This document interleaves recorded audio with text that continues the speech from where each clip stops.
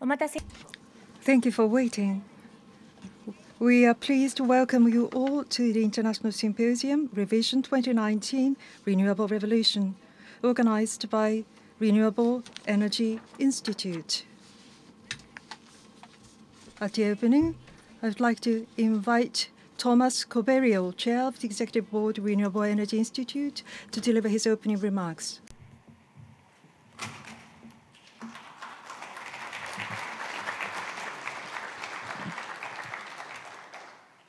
Good morning, and thank you for giving attention to the important development in the global energy industry. My name is Thomas Coberio. I have served as Executive Board Chairman of the Renewable Energy Institute during the 8 years it has existed. This year's revision conference is called Renewable Revolution, which is a very well justified description of the development going on in the global energy sector.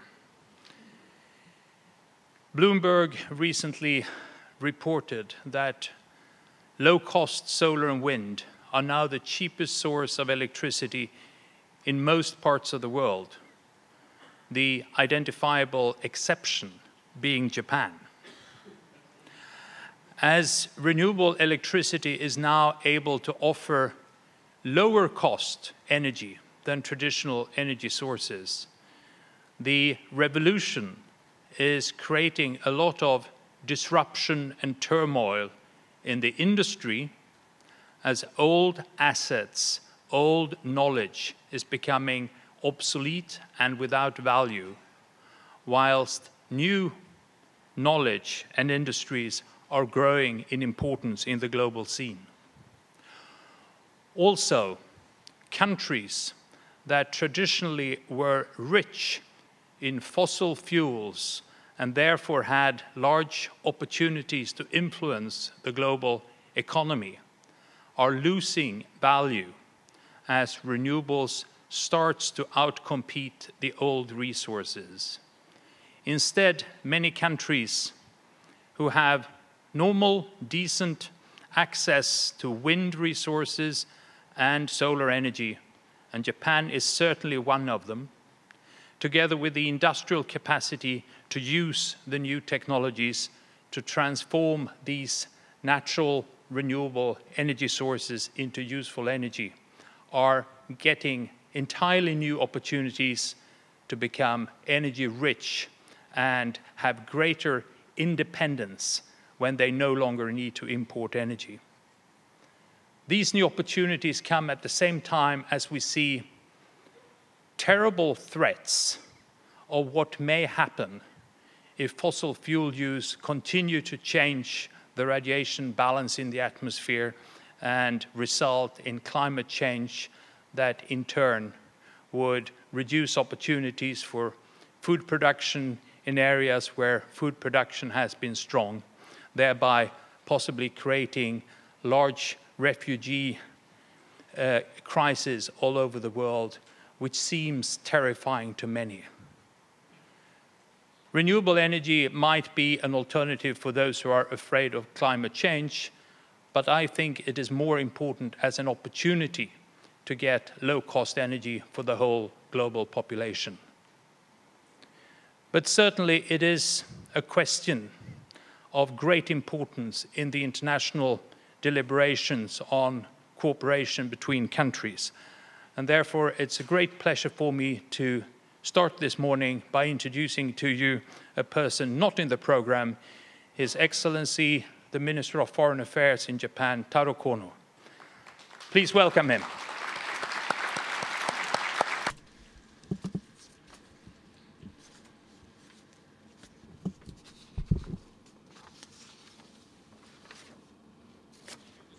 Good morning.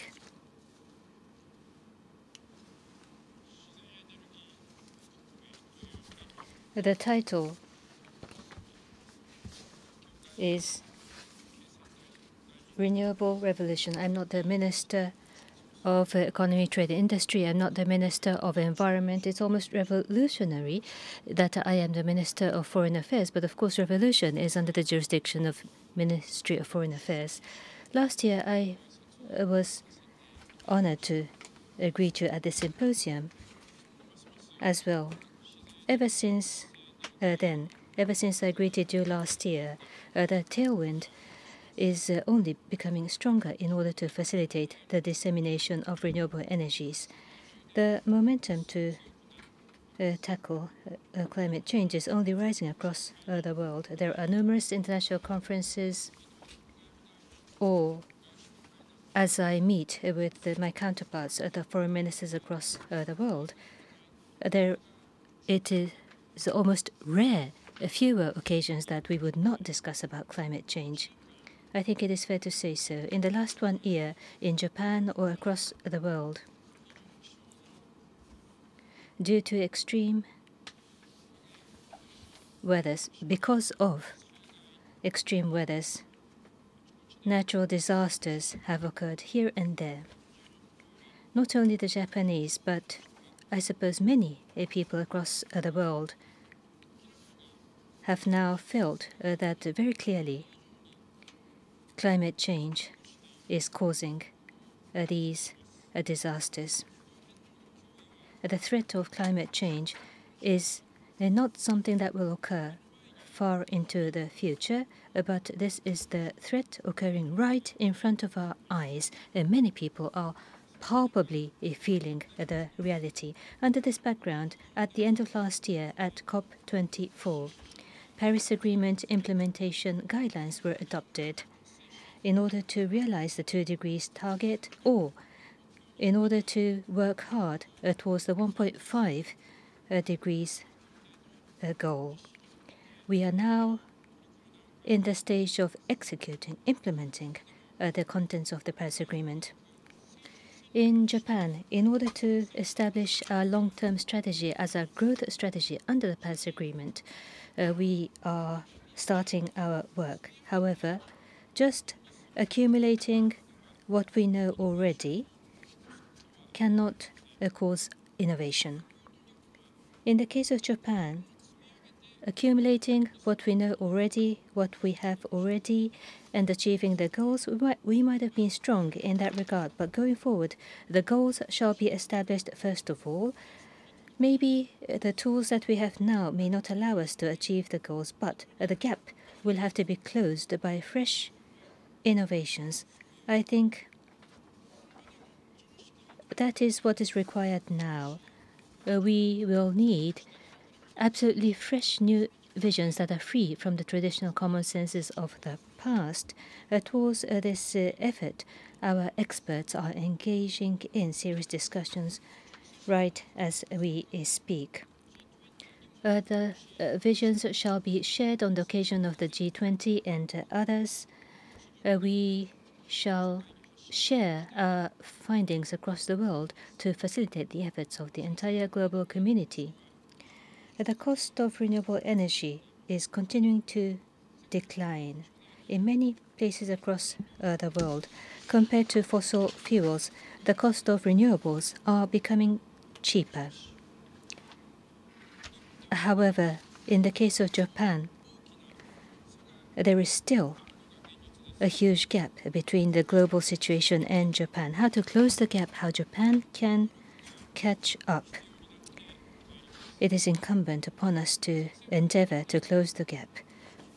Renewable energies are not useful for us to deal with climate change, but for countries like Japan, when we do not have fossil fuels, in order to raise our self-sufficiency of energy and to ensure affordable energy supply, it is a useful source of energy, and that recognition and awareness is rising. We shall have to adapt to these changing realities. Under these circumstances, in summer of last year, the 5th Strategic Energy Plan of our country was decided by the Cabinet. For the first time, the plan declared a policy of placing renewables as our main source of power. Finally, the Japanese sector industries have become active. Day after day, there are media reports about Japanese companies making decisions to navigate towards a further expansion of renewable energy businesses inside and outside Japan. The direction for us is very clear. That is to aim for virtuous cycle of environmental protection and growth. The only remaining issue is at what speed can we leap ahead and how far we can advance. As the world is advancing at an amazing speed, unless we catch up with the speed, we shall be left behind. If we want to be the pioneer, our speed must be faster than the other countries. Going forward, where there is a promising technology in the field, how much investment can we make in the promising field? How much resource can we invest in the promising area? That is the challenge. Investment in declining areas, allocating resources in areas with no future will not allow us to advance. We shall have to identify the future areas with potential, how we can concentrate our investment into promising areas. That is the issue. As we try to achieve renewable 100%, what are the remaining barriers and hurdles and challenges? How can we resolve those challenges? How can we accelerate our endeavors? Many people are highly interested in all these topics. Since I understand that a large number of experts of renewable energies have gathered here from Japan and from across the world, I would like to ask you to engage in straightforward, frank discussions about all these essential challenges that we are facing. May I conclude my brief remarks by praying that this symposium will disseminate the world's latest trend on renewables to the Japanese community and would be a significant opportunity to find ideas and tools to further spread the dissemination of renewable energies. Thank you for your kind attention. Thank you for your kind efforts. Greetings by Minister Kono, Minister of Foreign Affairs. Thank you so much. Now, we would like to have a photo session participated by those who will be the speakers today. Please wait for a while.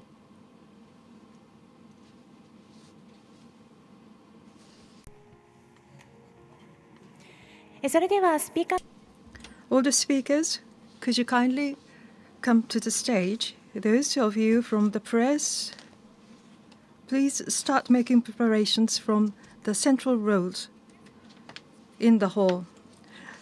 So, some housekeeping information about shooting. Please do not take photos or shoot videos higher than the head level. Those of you who are taking seats in the front rows and in the center, please do not stand up. All the speakers.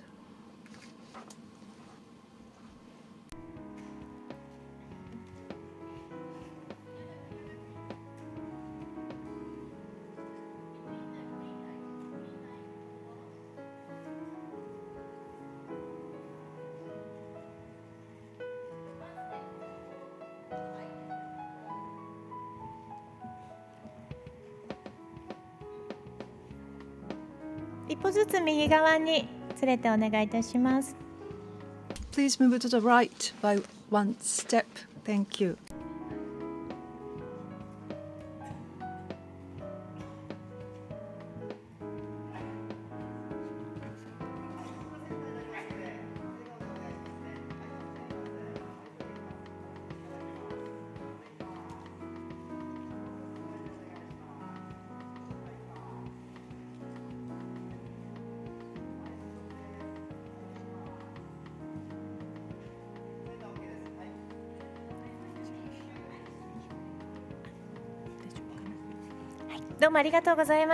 Thank you. Thank you.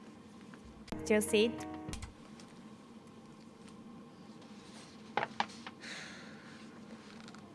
Minister Kono, due to official duties, he is now leaving. Thank you so much, Minister Kono.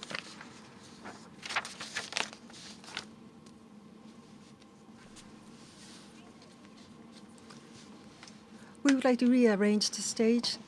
Just a moment, please. 続きまして、 Thank you very much for waiting. From IRENA, Director General Mr. Adnan Amin will deliver the keynote speech. The floor is yours, sir.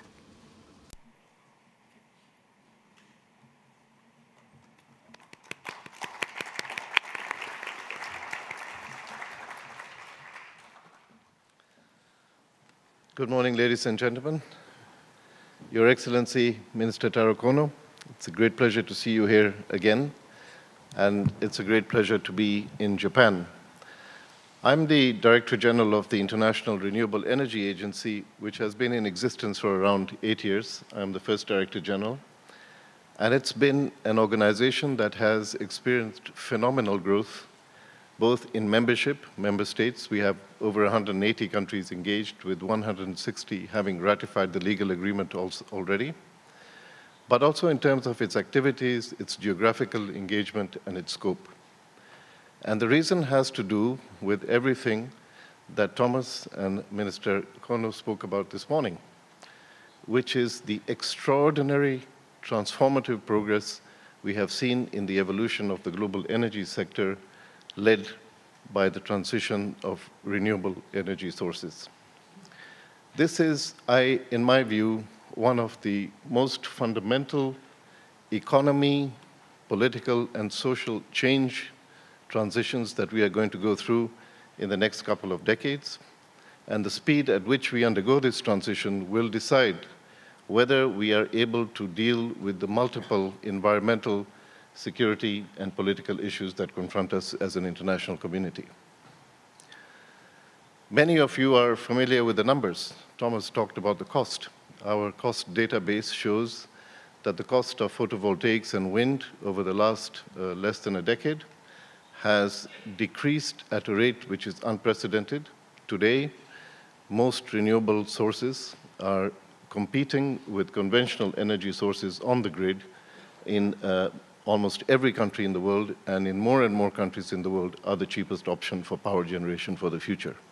It's very clear that the transition in the power sector has begun. What is the real key issue is how this will be a much broader economic transition, which will begin to affect other leading sectors of the economy, and with the rise in electrification from renewables, whether other parts of the economy and the end-use sectors, industry, heating, cooling, transportation, will move in the same direction. And we see signs of change coming. Recently, we issued our innovation landscape report that looked at all the major technologies, but also looked at innovation in market design, looked at innovation in policy frameworks, and how innovation and technology is going to drive the economies of the future, with renewable energy at the core of this development. We're at a time of transformational change, and what has become clear is that those countries who are now positioned to benefit from this change, those countries that are positioned to leverage the technological and scientific resources to participate in this new global economy, will be those countries that are at the forefront of change. I was reading this morning that former Mayor Bloomberg has launched a new alliance in New York City. He announced he's not running for president, but he is launching the Beyond Carbon Alliance, which is to look at how we move society much more quickly into a climate-safe future. Climate has emerged as probably the most important existential challenge to our society today. And in our view, the decarbonization of the energy sector is probably the only way in the next 12 years that we have the possibility to remain below 2 degrees centigrade climate change temperature rise. In light of this, over the last 8 years, it occurred to me this morning as I was listening to the minister, how important Japan has been in this conversation. I had just been elected Director General. I was in a conference room in Germany with the former Minister of Environment of Germany, with a group of people thinking through the strategy for the organization when the Fukushima disaster took place. One of my first international visits was to Japan to talk about the future of energy and to support Japan's recovery from that tremendous disaster. And last year, I came back again, and I actually visited Fukushima Prefecture to see the extraordinary development in Fukushima, to see the recovery of that region, and to see the extraordinary innovative activities in research and development on renewable technologies that is taking place in Fukushima today. I think that is a fitting tribute to how to overcome disaster and to look to a positive future. It's also become clear that in the last 7 years, as capacity additions from renewables have been in the majority, in fact, in 2017, 70% of new global power capacity added to the global system came from renewables, and that has been the trend all along. It is now increasingly in the majority, and we're at a time where change is not only switching one fuel source for another, change is taking place at higher levels. It will be of economic, political, and social significance, and it will be transformative in terms of international relations. So today, I've talked for 8 years about all the technical issues, about capacity additions, about the costs, about the investment in renewables, but it occurred to me that in this changing world, it will be a new paradigm for how countries interact with each other. For the last almost 2 centuries, our energy geopolitics discussion has been dominated by a narrative where a few countries that control a scarce resource have been able to leverage that political power, and that all the security arrangements that have emerged around energy in the world have had to do with the control of that resource, the protection of that resource, or trade in that resource, which is oil and gas, and to some extent coal. What happens when that begins to change? What happens when the age of scarcity of a limited resource is replaced by an age of abundance, where almost every country that has the potential to generate energy of itself, to achieve levels of energy security and energy independence that it had not thought of before, that every country enters into this transformative moment, what happens to international relations? We know the energy transition is going to be fast, and it can be potentially disruptive. When the economic case for conventional energy begins to collapse in the face of the revolution of renewable energy, what happens to the millions of jobs and trillions of dollars of investment in that industry, in the internal combustion engine manufacturing industry, automobile industry, power generation, nuclear? These will be transformative changes, and it became clear to me that we need to have a much better understanding of how this process is going to unfold, because we are at that critical watershed moment of change that is going to come fast, and countries and companies are not prepared. This debate has not yet happened. So I took the initiative. Working in an international organization, leading it is a very sensitive issue, because you have to balance all the interests of the many countries. So towards the end of my tenure, when I didn't want to be re-elected again, I took the gamble to commission a global commission on the geopolitics of the energy transition, to bring together eminent actors and thinkers in the political sphere, former ministers of foreign affairs, former ministers of environment, of energy, private sector players, fossil fuel industry executives, to bring them into an alliance to discuss what the implications of this would be. And it was, as you can imagine, having many different people at the table was a very tough discussion. I was very pleased that Toyoda-san from the Energy Research Institute here in Japan was part of that. Because of him, I know a lot more about hydrogen, although we have a debate about how it's going to be generated. but it was an extremely interesting and exciting discussion, and it was extraordinary how a consensus among different players came together to say, look, the world is going to be different, and we need to prepare ourselves for it. I had been to too many meetings discussing the geopolitics of energy where renewables was never even mentioned. Recently, I was in meetings in Europe where there was an intense discussion about Nord Stream 2, which is a new gas pipeline from Russia to Europe, bypassing Ukraine. And the entire political narrative about energy is all about the production, distribution, and protection of fossil fuels. This is changing. The world of energy is changing. The world we are going to be in 10 years' time is going to be dramatically different from today. So the Commission deliberated over the course of a year, which is a limited time to do this. We heard a lot of testimony from academics, from scientists, from private sector players. We engaged with many constituencies. And finally, we presented this report at the General Assembly of IRENA last January. The General Assembly has become a place for very interesting developments to happen every year. I remember the year before, His Excellency Taro Kono came and made a statement on energy policy in Japan, which became headlines around the world.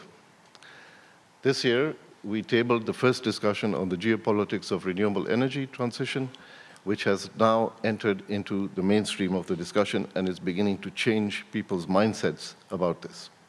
So what did we find?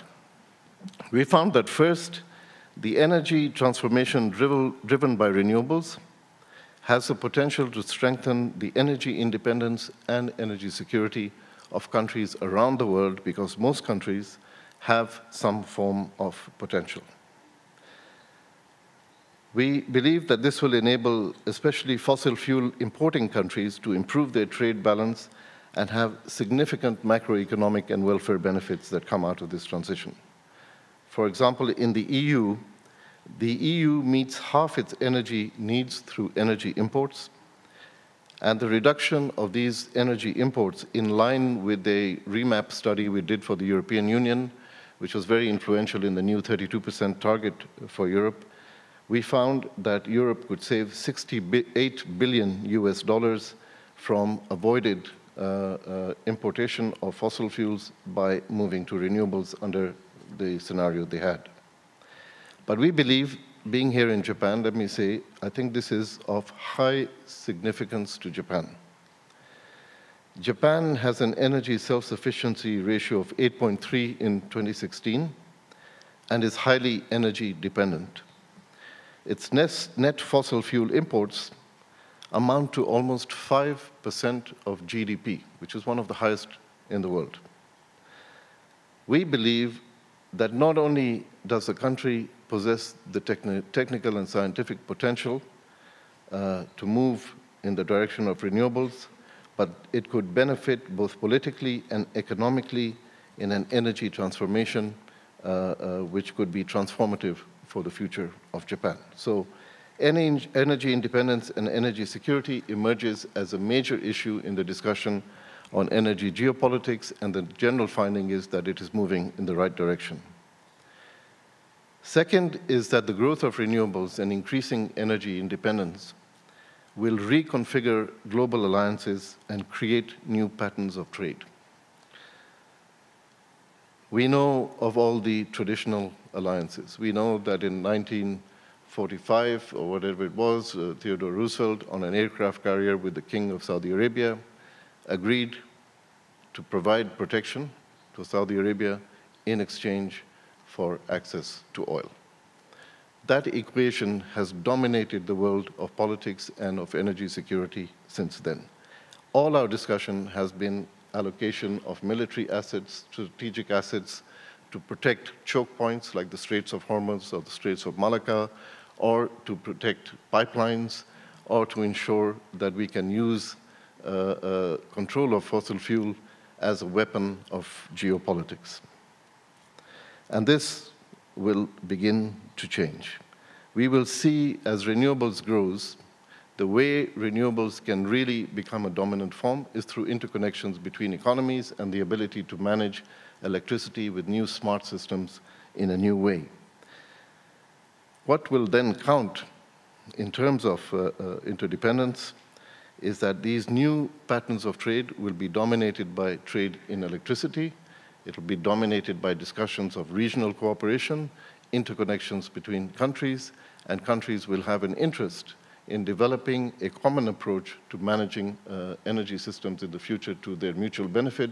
So we believe that in a general sense, this will be a driver of increased collaboration and cooperation in the future and to diffuse regional tensions. Third, and very importantly, there will be a big shift in prominent players in the new global energy economy. Today we talk about Russia, we talk about Saudi Arabia, even where I live in the UAE.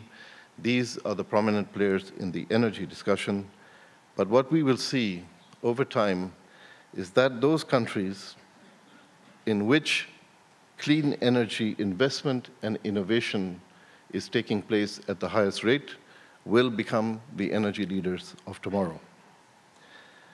In this regard, it's always been something remarkable to me that as an innovation hub with a highly skilled workforce, Japan is very well positioned to be in the leading ranks of the energy transition and the energy leaders of tomorrow.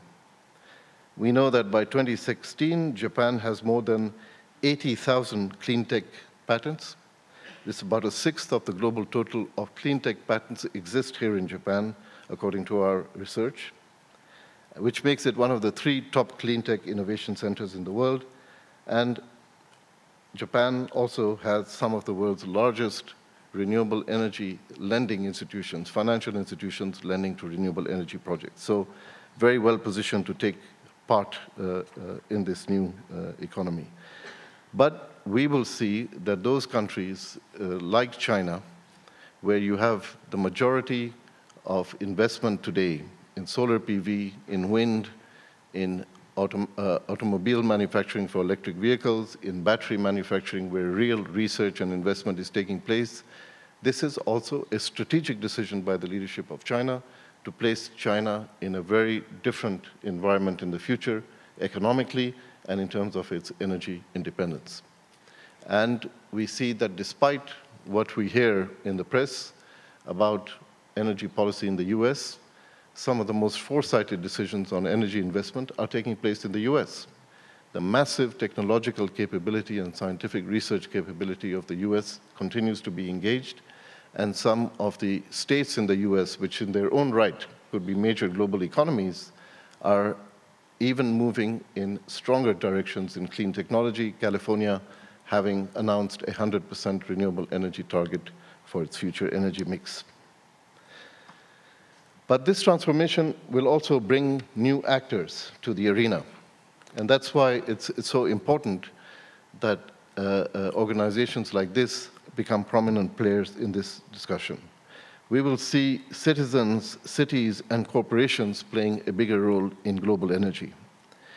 We did a review in 2017 of global corporations and corporate procurement of renewables, and we found that corporations had procured 465 terawatt hours from renewables in 2017, which is equal to the energy demand of France. This includes a growing number of Japanese companies. We know that there are 10 Japanese corporations ranging from tech providers to retailers committed to 100% renewable energy, and this momentum is growing. Apple, Facebook, Amazon, all the big tech companies have declared more or less 100% renewable targets and are driving investment and procurement of renewable electricity using new methodologies in a variety of companies around the world. We also know that local actors have engaged in choosing renewable energy to develop resilience and to develop resilience to environmental disasters. The minister mentioned some of those disasters taking place here, and one of the very interesting examples is after the earthquake and the tsunami in 2011, Higashi Matsushima has opted to build its energy infrastructure around microgrids and decentralized renewable energy, and such examples are increasing everywhere in the world as countries seek resilience in the face of growing climate change and potential natural disasters. A fourth aspect of this geopolitical change is that renewables are the best way to help developing countries today to leapfrog to modern economies based on low-carbon infrastructure and production systems. I'm from Kenya myself, and I know in Africa many countries have experienced new discoveries of oil and gas. But that comes at the same time that they realize that renewable energy is potentially, based on their local resources, the potential for them to industrialize their economies, create employment, and to move into a low-carbon direction. They are faced with the choice today. Which direction do they go? And I think in terms of international solidarity, it is extremely important today that technology, support, financing, and investment is provided to developing countries to enable to go in the low-carbon direction, because if Africa and Asia continue to emit high levels of carbon dioxide and other warming gases, then we have no hope of achieving the 2-degree target under the climate agreement, the Paris Agreement. This would also be a major aspect of achieving geopolitical stability in developing countries and in Africa. We are used to underdevelopment, poverty, climate disaster, and mass migration happening from Africa. The only way to address at the root causes this problem is to create a policy of investment, development, growth, and poverty alleviation. And renewable energy and clean energy transition provides probably the best opportunity in a generation for these countries to become part of the global value chain of renewable energy and to ensure that communities derive benefits from this transition. I think this could be one of those areas where Japan, leveraging its comparative advantage in science and technology on renewables, could play a leading role in its international relations to help in this transition in developing countries. The fifth finding we had was that energy statecraft will change. The deployment of energy as a geopolitical weapon through oil prices, controlling oil prices, fossil fuel-based sanctions, and pipeline politics will lose their potency as reciprocal arrangements building on electricity trading and smart grids between countries grows. No country and no group of countries will be able to hold the world hostage anymore on supply and price of a vital energy resource. Japan's approach to resource and renewable energy diplomacy, which is spearheaded by His Excellency Minister Kono, is an example for a positive foreign policy outlook that seeks to take full advantage of the potential of the energy transformation. And let me say, we were delighted, Your Excellency, by your message to the IRENA Assembly. I cannot tell you how many ministers came to me and spoke of it subsequently, saying that they were impressed by the vision of the leadership in Japan. They were not so familiar with the domestic politics that you face here, but let me say, I met a number of very senior media representatives and had some interviews yesterday, and I was struck that even the media, including the business and financial media in Japan, believes that the current approach to energy policy is far too conservative, and Japan, if it doesn't leverage its intellectual resources and its scientific resources, risks falling back in the race for the energy transition for the future. So I think this is a very sobering thought that we need to keep in mind. The sixth finding of the report was that countries that are currently major fossil fuel exporters will need to reinvent their economies for a new age. We are beginning to see this already. Two of the countries that helped with the financing and support of the Geopolitics Commission were oil-producing countries. That was Norway and the United Arab Emirates. The third was Germany. And they did it for a reason, because both those countries understand that the future of global energy is not fossil fuels. The future of global energy is going to be much more dispersed, much more decentralized, and those countries that have built their economies on the basis of the extraordinary wealth that fossil fuels provided them will only have a sustainable future if they start to reinvent their economies. And we see that in Norway. Norway has almost 100% renewable electricity system in its country. The United Arab Emirates has adopted an energy strategy calling for 70% decarbonization. This is a country with the highest per capita carbon footprint in the world, and calling for 44% clean energy in its energy mix by 2050, moving from 100% fossil. This is a remarkable development. And what is very clear to us is that we are very close to certain major tipping points. One tipping point is that we are very close to reaching peak demand for oil. That is the moment when the picture for investment in the future of oil changes dramatically, and the economic picture surrounding fossil fuels begins to become very volatile, and investors begin to walk away, and the possibility of stranded assets becomes a reality. We are approaching that point very fast. We are approaching the point when electric mobility will overtake the internal combustion engine, which will have another impact on the fossil economy. Those countries, if they are not to risk instability and collapse, will need to reinvent their economies and to diversify their economies for the future. The seventh point is the need to prepare proactively for the new energy age. We will need new frameworks to govern trade in clean energy technologies and electricity trading in the future, as this becomes a dominant form of energy trade. Cybersecurity in smart digital distribution infrastructure, which is global, will become a major security priority. Cybersecurity is already an issue in the national grids of many countries. We hear reports every now and then of attacks against national grids. This is one way of grinding an economy to a halt, is by attacking its energy system. So cybersecurity will need to be a critical aspect of security discussions. And I met with our new ambassador of Japan to the UAE recently, who is a great choice because he served previously as the Director General of the National Center for Incident Readiness and Cybersecurity. And he mentioned to me that Japan is already putting a strong focus on strengthening cybersecurity for the country's energy system. This will be a priority for many countries in the coming time. An important part of a proactive preparation for the energy transition is to address the social implications of what may happen.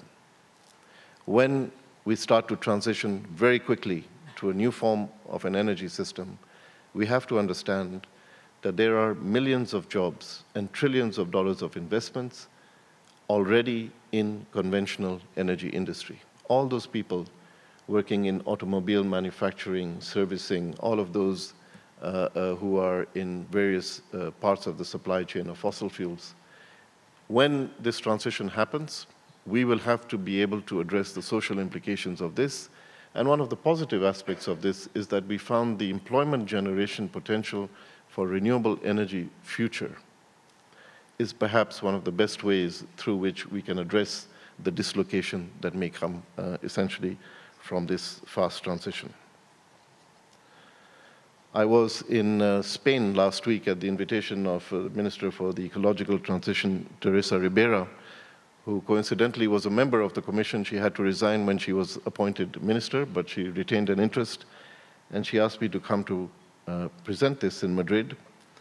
But the interesting thing about being there was to see how she had already begun to implement some of the recommendations of the Commission, because she had made a compact, a social compact, with the Spanish coal miners who will lose their jobs, guaranteeing additional social security provisions, including compensation schemes and new employment perspectives through retraining and upgrading the skills of coal miners.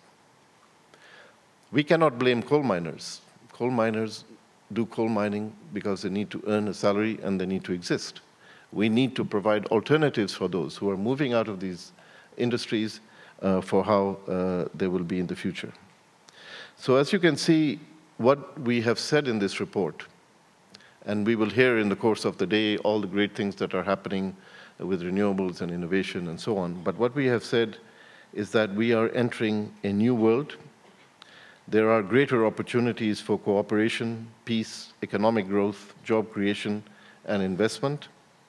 And while overall the potential benefits of the transition will outweigh the risks, government and industry need to reconsider their vision and positioning for this new and rapidly changing world. I always say that Japan is great at responding to cataclysmic events. It was remarkable. I studied the Japanese economy when I was a student, and we were looking at new development paradigms. And the Japanese economic miracle after the Second World War is a remarkable phenomenon. It positioned a country that was emerging from conflict, which had undergone cataclysmic events in his own country, and in a few years became a leading global manufacturing hub and economic player. Today, the catastrophe we are facing is global, but it's not going to happen immediately. We have to be proactive, not waiting for negative things to happen, but preparing ourselves for a positive future because we have the tools to do it. And I believe that Japan is one of those countries that will be at the forefront of this transition, but it needs to start doing it very soon. Thank you very much. アミン様、ありがとうございました。Thank you so much, Mr. Amin.